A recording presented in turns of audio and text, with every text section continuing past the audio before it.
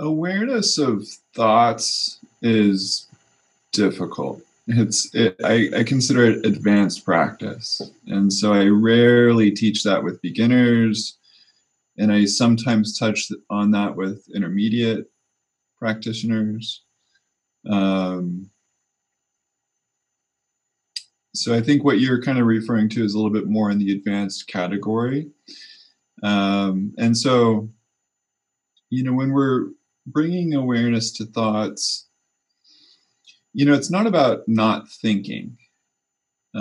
It's just awareness of thoughts. And so,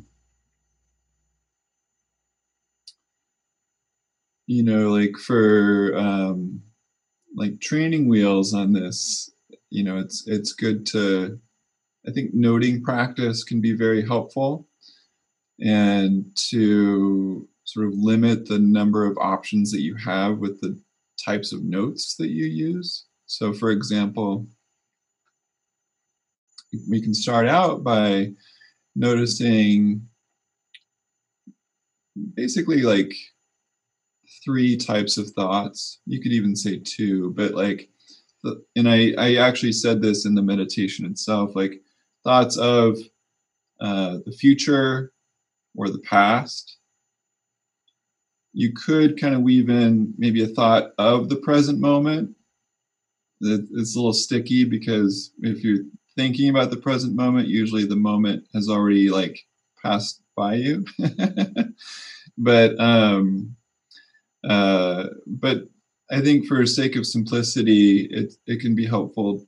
Like if you notice a thought, or that you were distracted, or that you're caught up in thinking, oh, was it a thought about, the past, or something related to the past?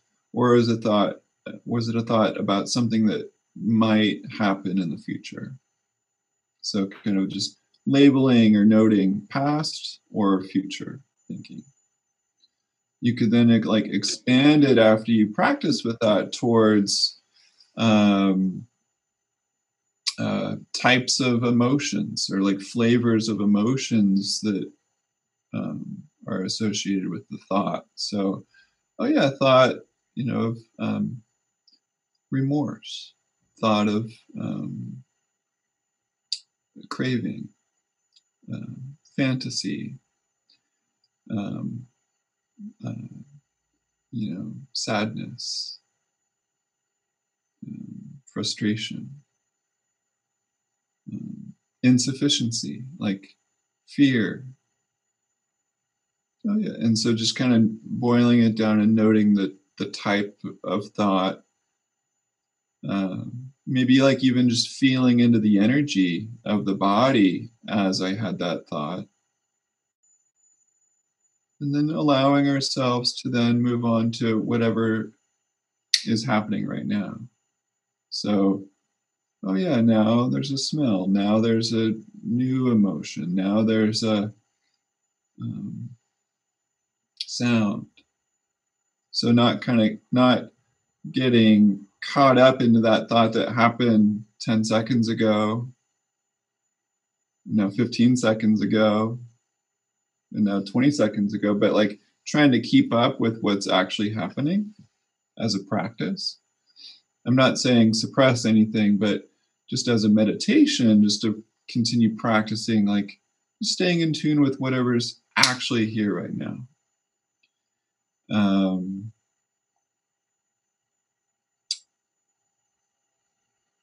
yeah, and then if we don't have any boundaries on, types of thoughts or emotions, and we're just kind of allowing ourselves to notice any kind of thinking, then it can get very slippery very fast. And it's tricky to know, like, am I actually present for like these thoughts, or am I just thinking, or am I just deluding myself? It's hard to know sometimes. And so, um,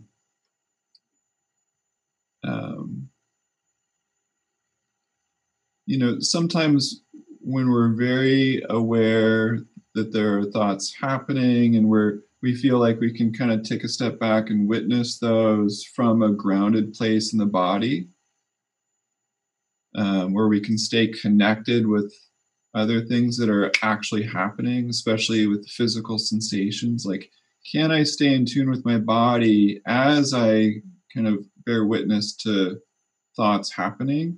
Usually that means you're present. If there's a little bit of space between you and the thought, and you can kind of maintain some sort of bodily contact or some other sensation through the ear, or the nose, or the eyes that's happening right now, usually that means that you're present.